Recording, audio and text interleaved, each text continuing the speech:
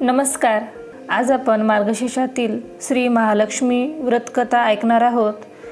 ही कथा ऐकल्याने किंवा वाचल्याने घरामध्ये सुख, शांती आणि समृद्धी राहते. चला तर मग आपण या कथेला सुरुवात करूया. श्री महालक्ष्मी देवीची कथा. श्री गणेशाय नमः. श्री महालक्ष्मी देवे नमः. ओम श्री क्लू ओम धनध धन देहि माम. ओम धनदाय नमस्तुभ्ये निधी पद्माधिपायच. भवन्तु तत्वसादान मे धनधान्यदी संपदा. मन लावून ऐकावी, ध्यानात ठेवावी. श्री लक्ष्मी देवीची कहाणी. द्वापार युगाची अधिष्ठात्री, सौराष्ट्र देशाची मोहिनी श्री महालक्ष्मी देवी. आटपाट नगर होतं. नगराचा एक राजा होता. त्याचे नाव होते भद्रशवा.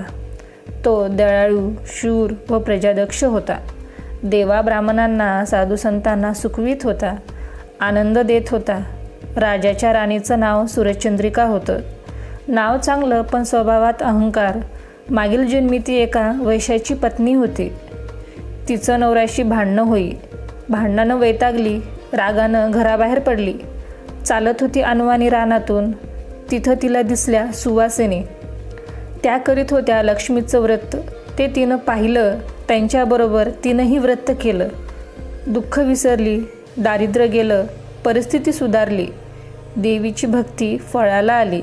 कालांतराने ती मरण पावली. पुढे तिचा पुनर्जन्म झाला. स्त्रीचाच जन्म पुन्हा मिळाला. पण भाग्य उजळलं. भद्रशवा राजाशी तिचा विवाह झाला. ऐश्वर्यात लोळू लागली. गर्वाने ती फुगली. गरिबांना विसरली. तोऱ्या ताठांना फुगली. दास दासीवर रागवली. एकदा काय झालं, देवीच्याही मनात आलं, राणीला आपण भेटावं, मागच्या जन्मीची आठवण द्यावी, ओळखते की नाही हे बघावं. राणी राजवाड्यात सुखाने राहत होती. राजाही कौतुक करी, तिचे लाड पुरवी. त्या दोघांना पुढे 7 पुत्र आणि 1 कन्या झाली. कन्येचं नाव होतं श्यामबाला. एके दिवशी काय झालं, देवीनं म्हातारीचं रूप घेतलं. फाटकं वस्त्र नेसली, माथी मळवट फासला, हाती काठी घेतली. काठी टेकीत टेकीत राणीला भेटायला आली. तिनं आरोळी दिली. अरे, आहे का घरात कुणी घास देईल का? दासी बाहेर आली. म्हातारी दारात दिसली. तिनं विचारलं, कोण ग तू? आलीस कुठनं? काय काम काढलं आहे? तुझं नाव काय? गाव कोणतं? तुला हवंय काय? मधून खोकलत हळू आवाजात म्हातारी सांगू लागली, माझं नाव कमला, द्वारकेहून आले ग, राणीला भेटायचं आहे. कुठे आहे ग राणी? दासी म्हणाली, राणीसाहेब महालात आहेत, सगळ्यांशी गप्पा मारतायत. त्यांना सांगितलं तर माझ्यावर रागवतील. तुला ग त्या कशा भेटणार? काय तुझा हा अवतार? तुला पाहून माझ्यावर ओरडतील, उनं बोलतील. त्यांच्या सख्याही तुला हसतील. तू जर आडोशाला बैस, मैत्रिणी गेल्या म्हणजे सांगते त्यांना.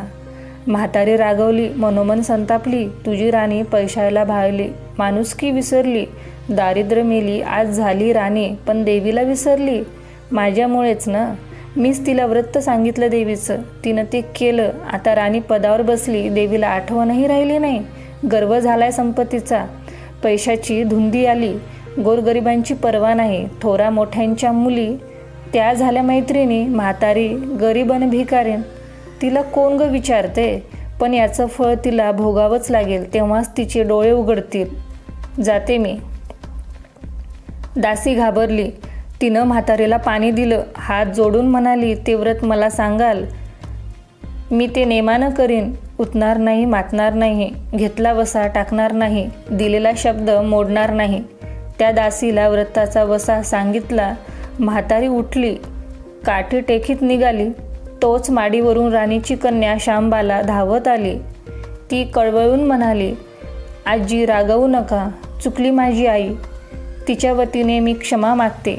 कृपा करा, दिलेला शाप मागे घ्या, पाया पडते तुमच्या. म्हातारीला मुलीची दया आली.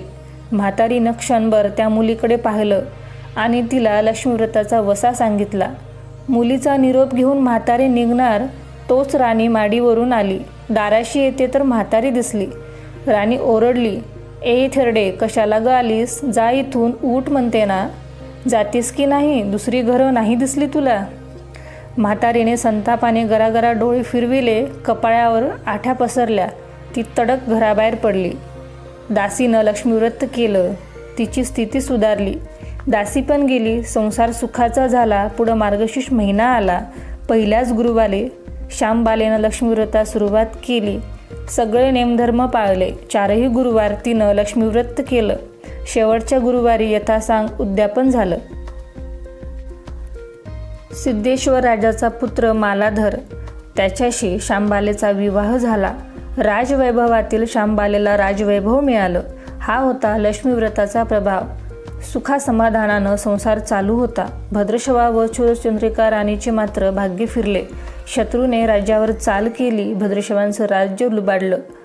सूर्यचंद्रिकेचं राणीपद गेलं. भद्रशवाला वाईट वाटलं. पूर्वीचे दिवस आठवले. रानावनात फिरून राजा राणी कष्टाचे दिवस काढत होते. भद्रशवाला वाटलं कन्येला भेटावं. तो एकटाच निघाला. चालून चालून दमला. नदीकाठावर विश्रांतीसाठी थांबला.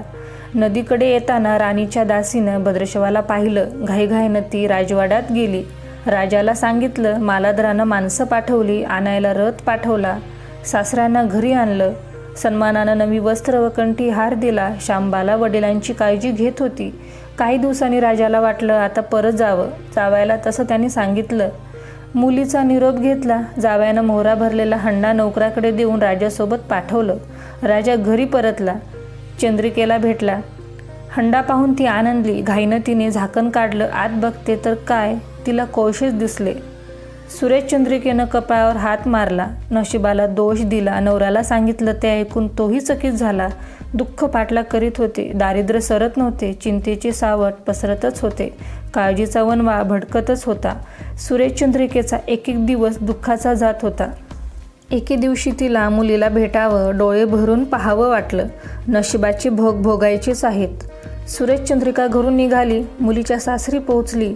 तो दिवस गुरुवारचा होता. नदी तीरावर जरा वेळ बसली. दमली होती. त्याच वेळी एक दासी नदीवर आली.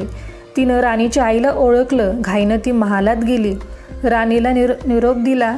तुमची आई आली आहे. नदी किनारी बसली. खूप दमलेली दिसली. तिला आणायला कुणीतरी पाठवा.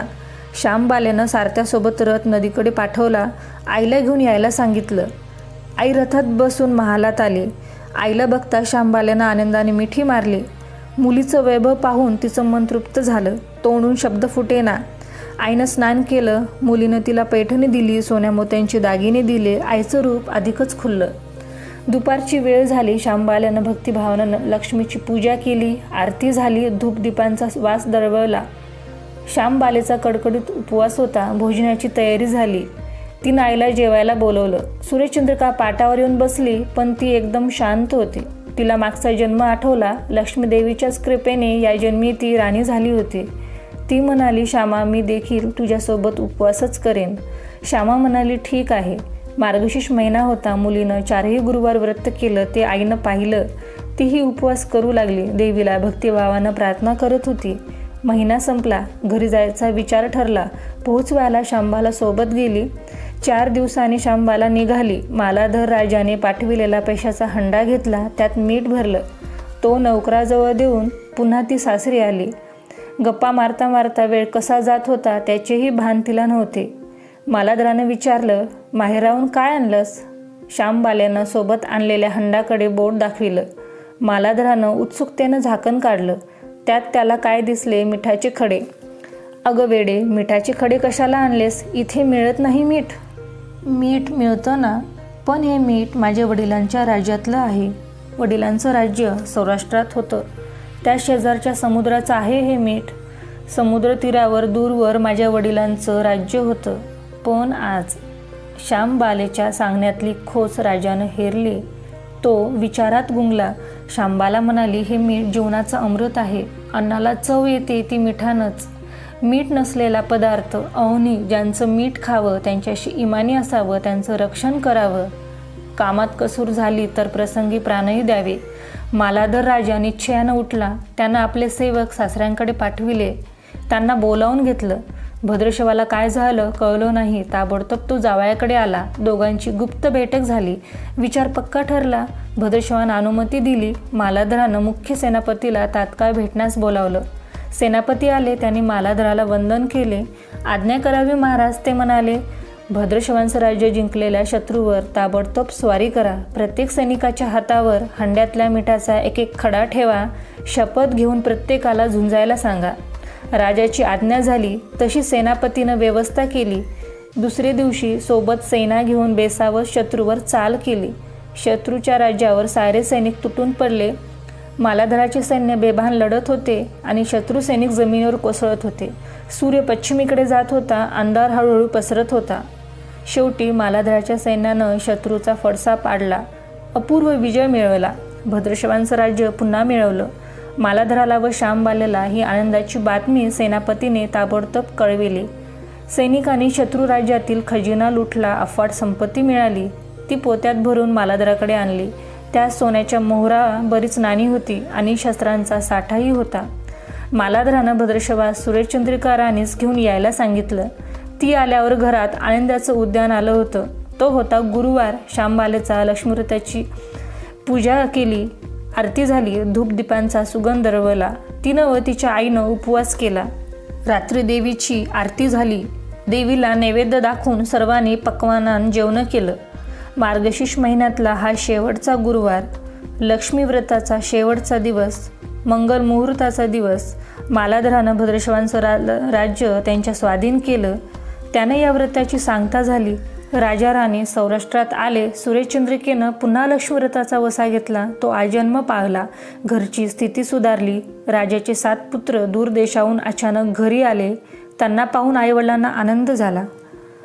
या व्रतामुळे राजा राणी सुखी झाले. दुःखाचे वादळ सरले. अशी 60 उत्तराची कहाणी. 5 उत्तरी सुफल संपूर्ण. सर्वांनी देवीला वंदन करावे. त्याचं घर सदैव आनंदित राहावे अशी लक्ष्मीदेवीला प्रार्थना करावी.